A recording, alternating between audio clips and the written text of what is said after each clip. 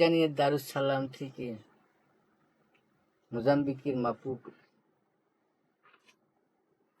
স্বাগতম সবাইকে।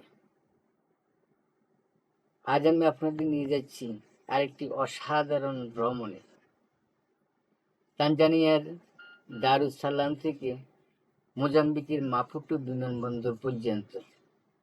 চলুন দেখি কেমন হতে পারে যাত্রায়। আমরা এখন দারুসালাম এয়ারপোর্টে আছি। আমরা আমাদের ব্যাগ গোছাচ্ছি এবং টিকিট কাউন্টারে আছি। ইমিগ্রেশন পার হচ্ছি।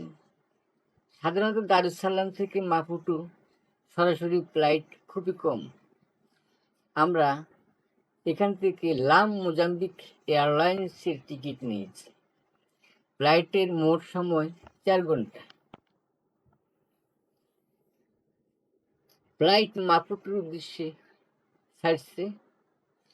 নিচে সাবানা অঞ্চল, নদী আর শহর, পাহাড় পর্বতে ঘেরা।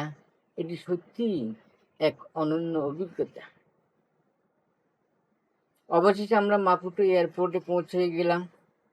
ইমিগ্রেশন প্রক্রিয়া শেষ করলাম এবং যার যার লাগেজ সংগ্রহ করলাম। আজ রাত আমরা এখানেই থাকবো।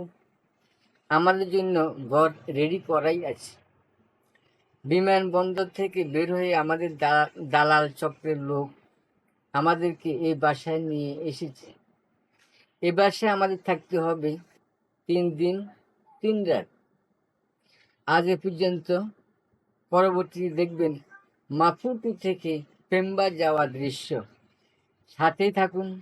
ভালো লাগলে লাইক দিন এবং শেয়ার করুন। ধন্যবাদ।